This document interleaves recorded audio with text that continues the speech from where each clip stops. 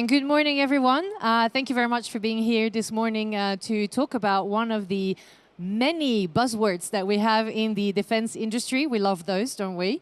And seabed warfare is certainly no exception. In the last few years, we've been hearing a lot about submarine cables, about pipes, about bursting pipes, and about protecting our seabeds. So today, I have with me a great panel where we will be discussing, well, first of all, what it is that we need to protect, who is protecting it, how are we protecting it, and what are the challenges to protect it.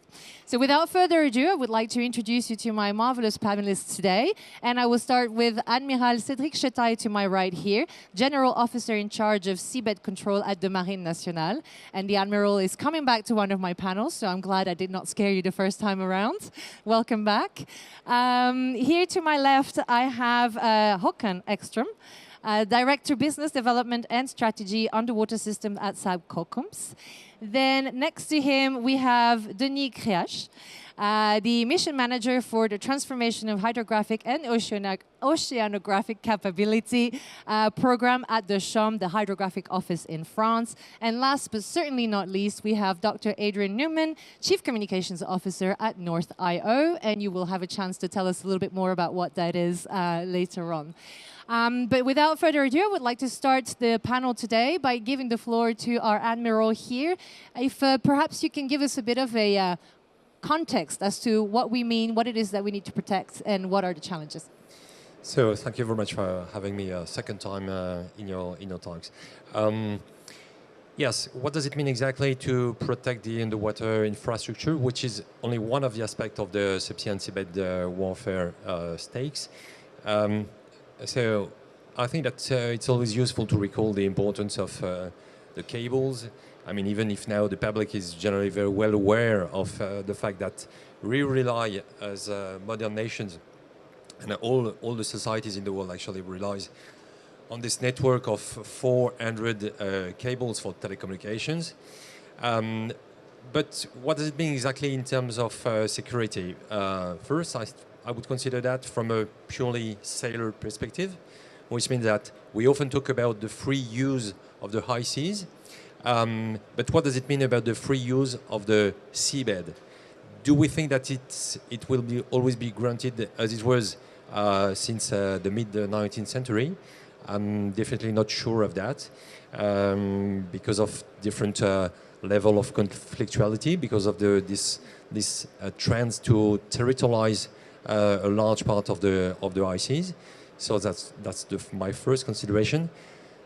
Second, because of the characteristics of that environment, we very well know, of course, that it favors some kind of opacity, ambiguity. So it's the perfect and the ideal environment to manage the escalation of crisis. So obviously, we are now in a very unbalanced situation where I would say Western nations are very much dependent on this network of not only cables but pipes, of course, cables for transport and flow of energy. We are very much dependent. We don't have a lot of means of surveillance. We don't have a lot of means of action. And we face competitors that are very less dependent and that are, for some of them, like Russia, experts in deep sea assets, deep sea action, deep sea surveillance. Let's talk about the last two, not the last two, the current two conflicts in Ukraine and in the Middle East. So in Ukraine, of course we know that the Nord Stream sabotage was linked to that conflict, and it's only by 80 meters depth in a place where there's a lot of maritime activity, and first it was impossible to prevent the event, and it's still very difficult to understand in details exactly what happened and to attribute formally the event. And we also know that Russia first started by targeting the communication infrastructure of the country, even if it was not at sea, but it's very easy to transfer that to on telecommunication AT. And second, let's talk about the Middle East. Let's talk about the Israeli attack through the pager used by the Hezbollah chain of command. I think that for us, it really illustrates our level of dependence of technology and supply chain. And both are very vulnerable. And it's probably above our beyond our imagination to very much understand how much we depend on these technologies, how much it is easy to subvert the supply chain, and all that usually goes is also true for the undersea infrastructure. So we face really a very challenging situation when we talk about that. Thank you. I guess maybe a question that I had also, I know that we're talking very much about the cables, as you said, the infrastructure and everything, but you also mentioned freedom of navigation. And if I recall correctly, and I am taking this directly from our seabed warfare strategy in France, little proud moment, we're the only ones to have one officially at the moment. There's still a lot of seabed, as in very deep, that has not been mapped yet, right? So is this an issue, and how is this an issue? Well, it is not only an issue, it is also an opportunity. I think we should see that as an opportunity. And it's exactly, it illustrates what I was talking about when I was talking about opacity and ambiguity, which favor some hybrid course of action. It's not by hope that this knowledge is very scarce. Actually, that's because it's very difficult to go there. It's very difficult to collect the data. It's very difficult to prioritize where you should put your effort. But I'm sure that among this panel there are specialists of that. So, yeah. Thank you. Yes, exactly. And speaking of specialists of this, I would like to turn to Hakan now, because I know that SAAB, I mean, we all know it here as a defense company, but you also do a lot of work in the civil domain and a lot of work in protecting oil and gas platforms. So from that point of view, what are we talking about when we talk about seabed warfare? Well, as you said, the seabed warfare is basically commercial operations and military operations. And thank you for mentioning that we are predominantly a security and defense company, but we have a big footprint also in the commercial operations in the seabed. I would say the difference is that the technology driven by commercial operations is not focusing on production by definition. It's focused on production. However, the use and the knowledge and the advances in technology is very much also something that could be linked to the production. That's what we see, being able to see on both sides, so to speak. In terms of the military side, I would say it's looking into using the commercial assets or the infrastructure also to enhance and scale up the capability of the defense forces. So there is where the sort of the change and the mix of the two is quite interesting, I would say. Okay, so when you say mixing, I mean, we're going to go into more details later on, but can you give us already a flavor of what this means, like crossing over between the two? Yes, I mean, we were talking about deep sea operations. That's one. I mean, of course, I'm a bit different in terms of the geographical location. Speaking of a bit shallower water than 6,000 meters, but still, commercial operations are done in all deeper and deeper waters. Of course, I would say what we see as crossovers is, for instance, the availability to be persistent in location where you do your operation. Subsea resident capabilities, either there would be fully autonomous vehicles or remotely operated vehicles, is something that could be of use for specific positions within even also national defense, of having strangleholds of equipment being predominantly on location for a long time using subsea resident equipment. Okay, thank you. I will definitely come back to that later on. For now, I wanted to move to Dr. Neumann, because I know that you operate essentially in the North Seas, the Baltic Seas, where there's, unfortunately, I would say, a lot going on. So could you perhaps give us a sense of what it is that you're doing and what are the challenges that you're seeing at the moment? Of course. Thank you very much for the invitation. So we're a software as a service company focusing on managing big ocean data in the cloud. What does this mean? Most of our customers come from the commercial sector, especially offshore sector. Whenever you want to develop a project in the ocean, you need a lot of information from the seabed when building it, when operating it, and also probably when debuilding it. And this large amounts of data poses a problem. So there may be great systems that collect the data that Hakan sells. And we see more and more unmanned systems, which means the amount of data that you can collect is actually can be scaled up really easily. But if you're just scaling the collection part, you cannot reap the full benefits.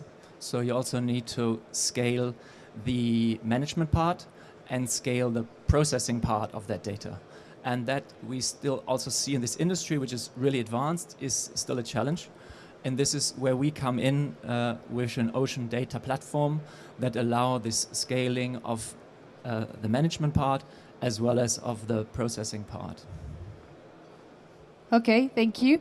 And so what kind of demands are you seeing exactly in terms of, who are you working with? Are you working with the civil domain, with the naval domain, with both? Are the demands similar? Are there differences? How does it work for you?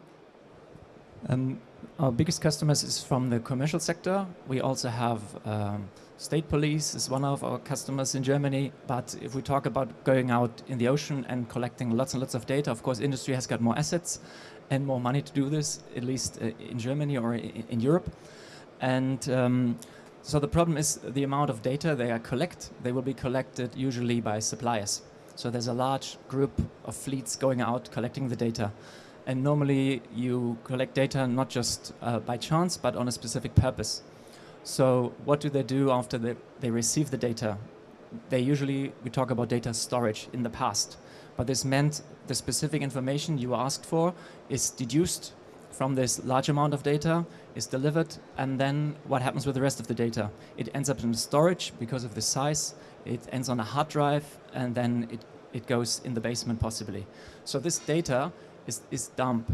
You cannot search it easily. You need to know sort of what was the file name to search it. It's not accessible because it's not connected, and it's not shareable, and it's also not processable. So what is sort of needed is a mind shift from data storage to data warehouse, where you can access all those things and really reap the benefits. So that's the first mind shift. And the second mind shift necessary is that from raw data versus derived data.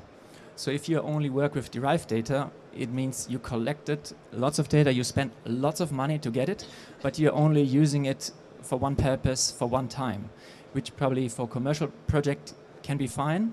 But if I think of the state sector with very many different parties collecting data and then keeping them in silos, that's not how we can continue. And taking the raw data is also the prerequisite later to process the data properly.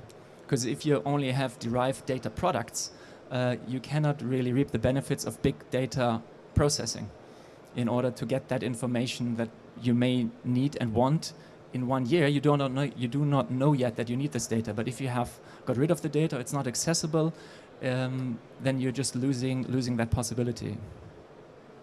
Okay, thank you very much. Plenty of food for thought there about data and what to do with it, so we'll come back to that as well. For now, I wanted to get to you, Denis. I mean, even just the name of the program that you're working on, transformation of hydrographic and oceanographic capabilities, begs quite a few questions. So perhaps could you tell us a bit more about this program and what it is that you're doing? Yes, okay, thank you. So, in fact, first of all, SHOM is in charge of a description of a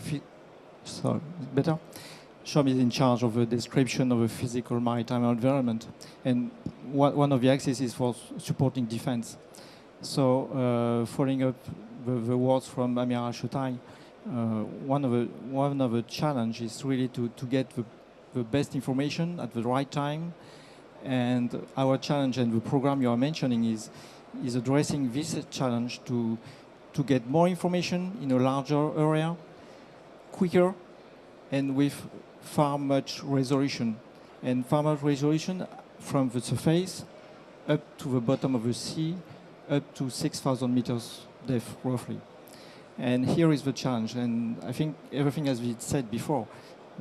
We need to get more information. That means we need to get more assets to do that, but we need also to be able to manage all this amount of data, which is just incredible. So the aim of this program, in fact, is really both to be able to get all this information right in the way defense is willing to, and be able to extract from all this data the right information to give the decision-making sovereignty to whom should have to decide. So it's really the core of this program. So now where we are is really to get to purchase, in fact, at the beginning, drones, because drones is the milestone to go deeper and to maintain the information, the capability of getting this information in the deep sea, in the dark sea. And drones, that means first, as I said, underwater drones, UAV, but it's also USVs, because we may have a mix between all these drones, and it's a future challenge maybe to be able to have a coordination of means between all these assets to go further and to maintain the capability of information, to getting this information, collection of information in the deep sea. Okay, and so the other part, of course, is really about the data management, as Adrian said. But from my side, what I would like to focus on is more about the fact that we need, of course, we need this warehouse you have mentioned, but we need to be able inside the drones, inside the systems, inside the assets, we need to be able to characterize the data towards information, to clear up the data first, and also to be able to have the ability from the drones to decide by itself, or to replan, in fact, is a first planification, depending on the environment, on all the information he has inside. And we do not, to shorten the time, we really need to do this processing inside the drones, for both to shorten the time, really, but also to be able to address very specific information or potential information in the deep sea right now when we can do that, and not waiting for the comeback of the system, all the processing on board or maybe offshore, and then to redeploy the system. So it's really one of the major challenges for me, because currently we are more and more system quite mature, even though 6,000 meters depth is not quite so current system, but we can consider that we for sure we have systems for bottom survey, but also for the ocean column water. But we need to go towards more autonomy of this system for decision making and for processing. So if I get this right, in terms of the systems that can go and monitor the seabed, we are very much making a lot of progress. But then the next step that you're all looking forward to is also being able to process on board, to be able to make decisions much faster. Correct? That's right. Yeah, correct. Yeah. So perhaps I'm turning to industry first for this one. How lucky are you, Hakan? How far along are we on this idea of processing on board? And is there something to say about some of it needs to be processed on board and some of it needs to be processed ashore, and how do we decide? Well, I was hoping you would turn to me. Well, what Denis is talking about is what is needed for that is asset management, right? So asset management in terms of the system that's being collecting the data, is collecting data, the planning of how to collect them and which type of systems used to collect it. It's all about data management, or asset management, sorry. And that is something that we do, obviously, from a SAAB point of view. I mean, we can't just be the developer of the drones in themselves. The software approach of connecting that as a agnostic system, because it has to be an agnostic system. If we put it into a larger perspective than individual countries, for instance, you have to be integratable to, for instance, other NATO forces and things like that. So asset management is very important. Within the asset management, you also have the factors of how can you collect. I mean, some data are basically needed due to amounts of data to be handled afterwards. Some other sensors, like synthetic aperture sensor, could be processed on board, which is very good because it speeds up when you actually do the upload then. However, the thing that you need to consider as well is that when you refine data in the vehicles while they're being collected, you also add the question and the importance of security of that data, because then the data is on board and it's not being transferred, or it's not being it's not raw data, because the understanding of the data being refined, that's where sort of the secrets are, that's where the knowledge is. So you have to sort of mix those two of what should you be collecting on the systems and what should you do later from also a security point of view. But as I said, asset management is very important, and as a producer of unmanned uncrewed systems and the mix of it, that is something that is very important also to do, and that we do as well. Sorry if this is a silly question. What do you mean when you say asset management? Oh, okay, asset management is really, I mean, the need, as an example, the need to gather data is an input to planning of a mission. Planning a mission or execution of a mission means that you have to select where, when, and how, and what type of systems you're needing. And then you have the execution in themselves, and we're looking into a mix of unmanned, manned, could be unmanned to unmanned. And that is also a management of these assets, so that you actually do the best collection you can make. And then obviously it's transformation and distribution of data.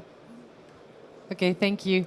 Admiral, I'm turning to you because very tough questions here. How do you decide what gets processed on board and what needs to be processed ashore? Yes, thank you very much. I think that's an interesting challenge, and this is why we have started our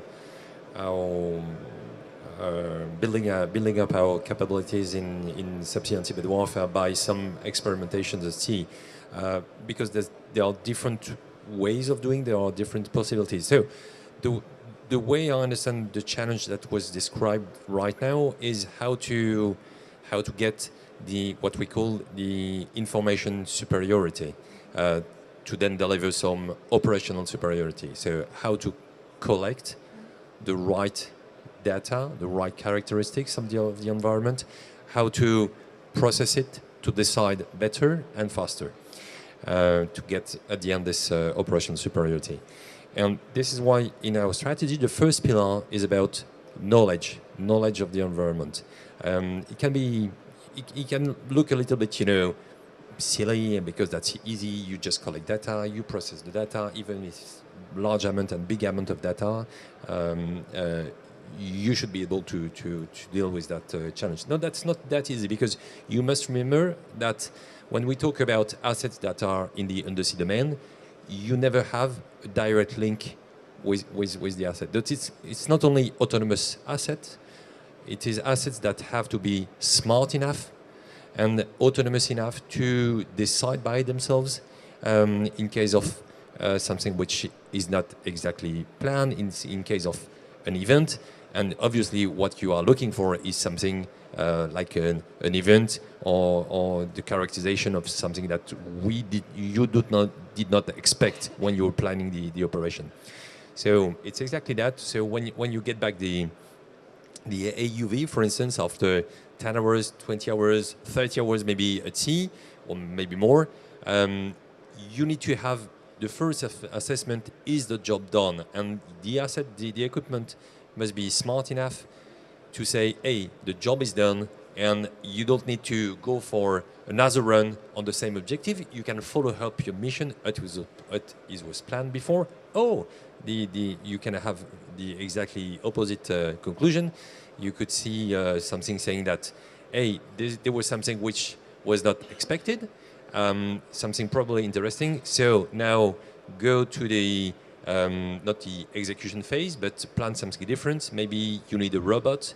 Maybe you need another asset to go a little bit deeper in your analysis of this environment. So it's not the way we operate usually in other domain, because in other domain we have in a real time some the data that are interesting. So you can conduct your analysis in real time. It's very different when you speak about the undersea domain, and very different when you go very deep, because the deeper you go, of course, the longer the mission and the run are. So yeah, does it answer your question? I think, yeah, in a way. Almost. So how will you decide what will be processed in a system when it's underwater, and then what you will need afterwards? I would say we don't segregate exactly some data that should be processed later and some that are that we need to process right now. It's the accuracy of the analysis that is obviously different. You conduct your first analysis, which must be accurate enough, and there is some decision and some added value in that.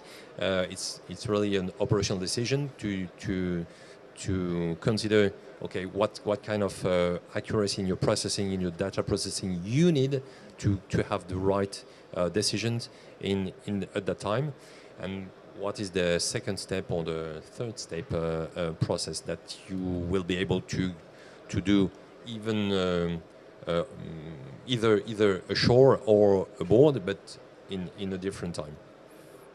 Okay, thank you. Adrian, I see you scribbling away. Did you want to react to some of the things that we've been discussing so far? First of all, I can say that the industry has got the same challenges to deal with as the Navy has, obviously. If an asset is away and you send it away, or probably the same thing in the past. If it was not done with unmanned asset, it was just a ship. They're collecting all the data, then they put it on hard drives, before, and send it then to the customer, and then they realize, something was set up wrong, all the data is rubbish, and you should do this again. And that's sometimes not possible because that asset is already on a different mission. So this problem persists with unmanned systems that hopefully are cheaper to operate. It will be reduced. But yes, so that exists, and we will need to find then, of course, if you say you want to collect in 6,000 meter depth, that's a special challenge. Hakan mentioned that you maybe have seabed resident assets that may be able then to collect from other unmanned assets who will then deliver that information up, because there's seabed residents who stay down for over a year, and there's then ways to collect the data from here. How this then, again, connecting this to data management. So what we find, for example, if you're sent on a mission with different kind of sensor types, nowadays you still need, because sensors are often proprietary, they use proprietary data types, and using then like a cloud solution or data aware solution means also that you're able to read all the different data files in one warehouse. So it will not mean that first you need to send this data to one specific desktop which runs the suite, and only then the person can see, did I get the right data? But using cloud solutions in the future will also make it possible, at least I would call it a disaster check, to see sort of really fast after you've uploaded it from the boat, to see, okay, that data is fine, we can continue, especially if you have like several days or weeks operations of collecting data, so that can speed up things. Okay, thank you. We're talking a lot about data, fair enough. We're also talking about systems that can be either co-opted or taken underwater, or even, you know, you're talking about the warehouse, you talk about the clouds. How do we protect all this data? What do we do to make sure that it doesn't fall into the wrong hands? Anybody would like to venture a guess on this one? Adrian? Sure. Of course, also in the commercial sector, there's very sensitive data because it's very expensive to collect. So it's an asset you don't just want someone else to have. So probably first differentiate between data. So if you're sharing data, there's the raw data you have, and then there's derived data, and you could just share graphic depictions of the kind of result you want. So if you differentiate, if you know who really needs to know, so you may collect that raw data, keep that raw data, and depends on the kind of requests that are made and the task you want to have performed, you may just share a data product out of it, but you still keep and remain the raw product so that you can do something with it in the future. And of course, otherwise, the legal aspects is one aspect, and the other one is technical, so that you need to have systems that give then user rights. And also with the companies we work, normally in order to get best scalability, of course, we suggest them to use the cloud, because you can also then use basically unlimited processing power on the kind of data questions you have. But some customers prefer then to just set the whole thing up on-prem, which means it reduces the processing power they can use, but they have all the other benefits of a cloud solution in their data warehouse. So that's how at least our customers, the people we work with, approach this. Thank you, Adrian. Hakan, did you want to add something? No, I think Adrian is right there. He almost opened the Pandora's box there of ownership. I mean, the sharing of data between commercial operations, day-to-day operations, as I said, production-based operations, is important because the use within the military and the Admiral knows this is well aware. Is that the data used by the military is by definition very undisclosed of use. So the sharing of data, and you mentioned cloud, for instance, that's an obvious way to go. However, the separation of use when that is shared is a big question, because of the defense side of what you're using the data for cannot be disclosed back. So it's really a one-way communication in that sense. Okay, thank you. Denis, I see a lot of nodding along. Did you want to add something? Well, it's really an issue, in fact. And if I consider our experience, we're pushing industry not to go towards cloud or open cloud, because we can't, as you said, for defense information, but to, of course, for internal cloud. But the point is to be able to get the information onshore with like you said, warehouse with big capability, high computing capabilities, and using the big data clouds just to be able to extract information, small effect. But as soon as we consider defense, of course, it's difficult, or in fact, it's more or less impossible to consider that we can be sure of the security of our data inside something we can't maintain by ourselves. So I guess really we can do that, but again, in our experience now, we are pushing up the industry to go towards this domain because it's not really the same philosophy in the civilian world, even though I consider that data for defense, of course, but also for commercial information and property is really something which with high value and something to protect. Okay, thank you. Yes, please.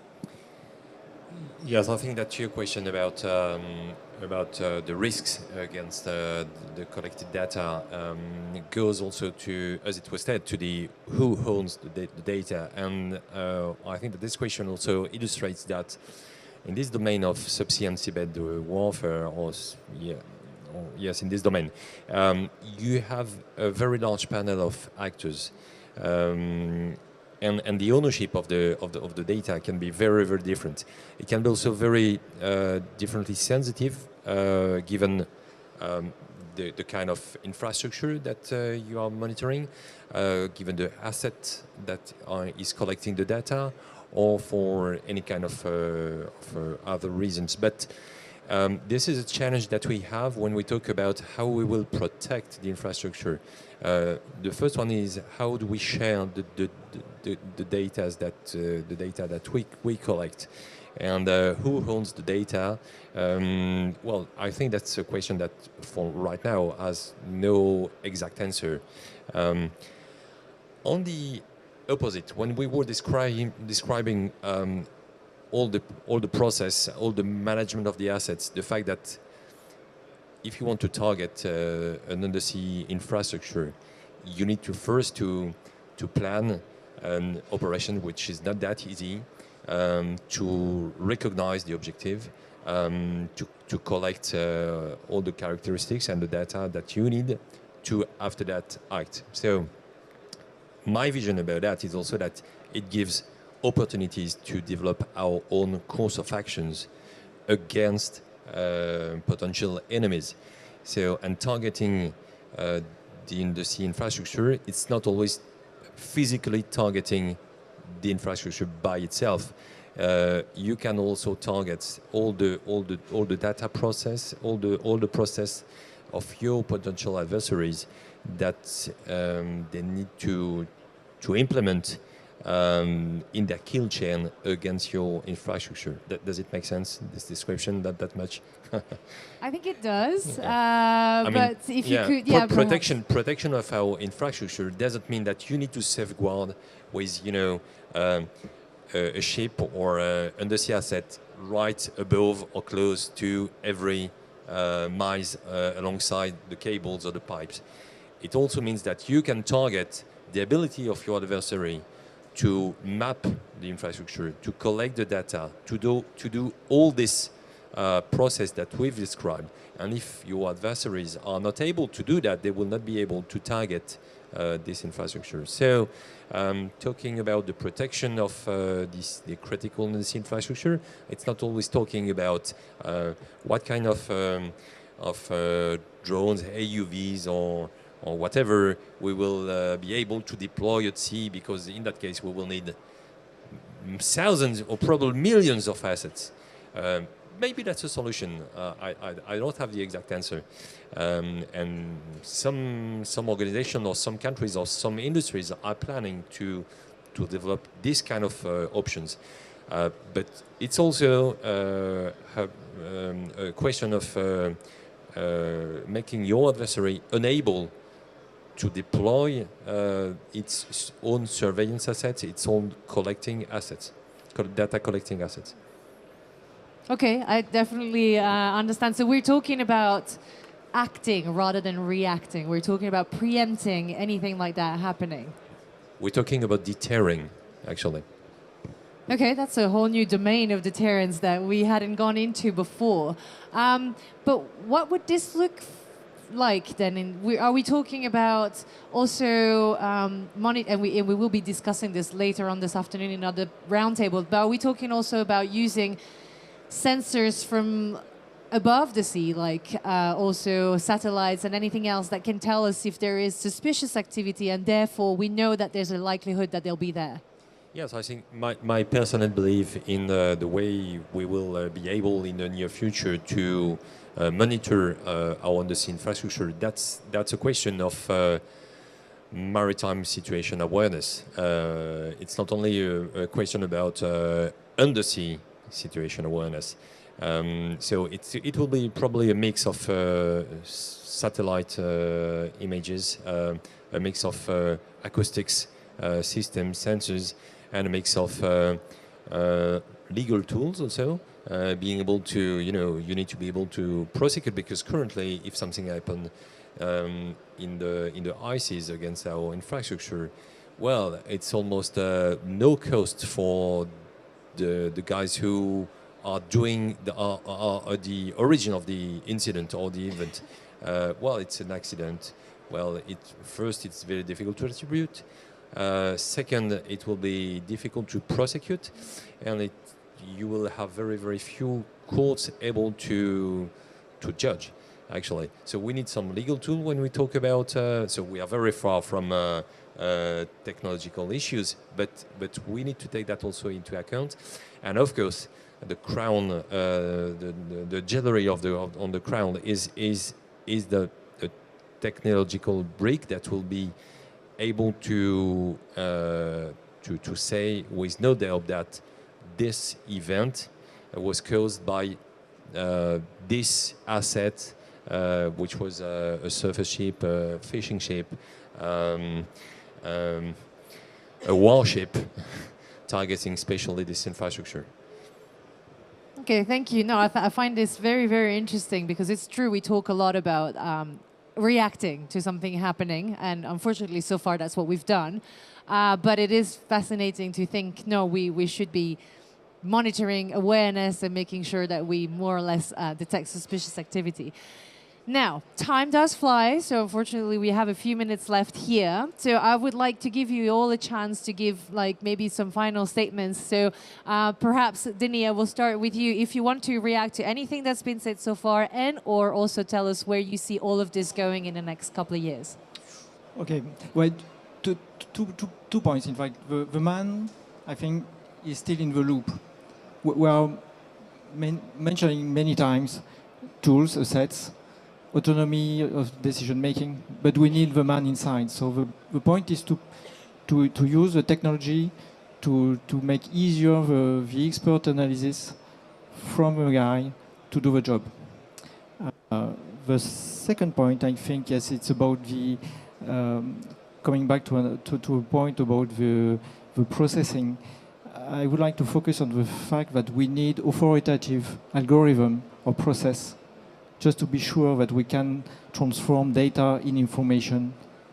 And it's something we need to work on it. There is many ways to do things, but and you ask Admiral how to describe or to discriminate the information inside the data, but in fact it depends.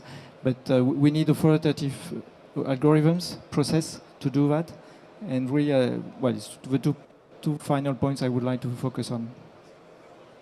Thank you very much, Denis. A lot of food for thought here as far as industry is concerned and the solutions that you can provide. So Hakan, what's your point of view? Well, I think that the dependencies and the need for infrastructure and additional infrastructure in energy and also for communication will go on. I think that the implementation of unmanned system, uncrewed system in the mix with manned assets will continue. That'll be one part of the solution, as I said, even though it's 1, 10, or 1 million. We'll see about that.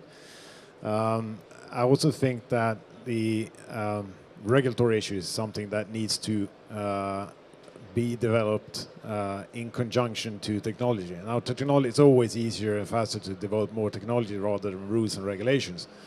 But the meeting point of putting technology there in order to solve the problem, even though it might be from purely commercial or military applications, is the resilience and the protection by resilience from the infrastructure in itself. And the Admiral was leaning into that, of saying that it has to do with when you establish the infrastructure, you also have the question of how do you make it resilient. It's not only about protection, it's resilient of being able to produce the amount that the society needs.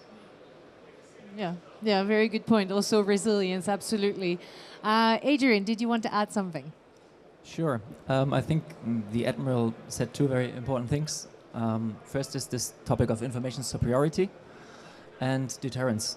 And I would like to just add to deterrence by attribution. I think that's what he's talking about, that you deter by telling somebody, I see you.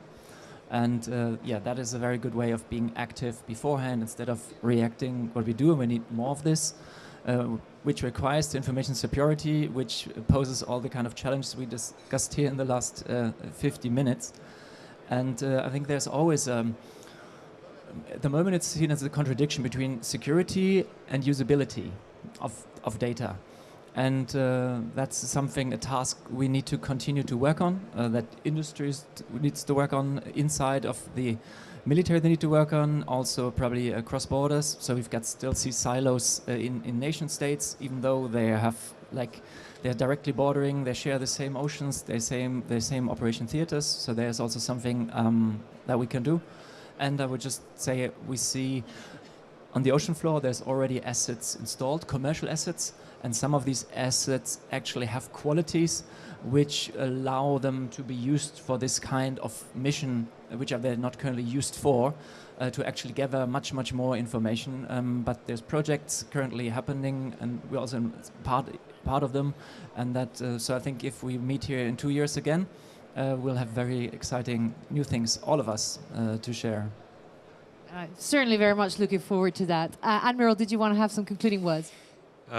Two considerations. I think that if we a little bit enlarge the topic of protection of the infrastructure, we will see that in the very near future, the same technologies will be able to provide some systems to implement sea denial or area denials in the underwater domain by underwater systems. So that means that tomorrow, the navies that would not anticipate these risks would be denied the ability to freely use the sea, because they don't know they won't know what is under the sea. And we can think about a system of sensors, we can think about dormant ammunitions, and we will see this as a reality in a very close future. Second thing is that I would like to emphasize the partnership dimension when we talk about the seabed. It was said that there is a large panel of different actors in the undersea domain, and I don't think that any navy has by its own the ability to do everything.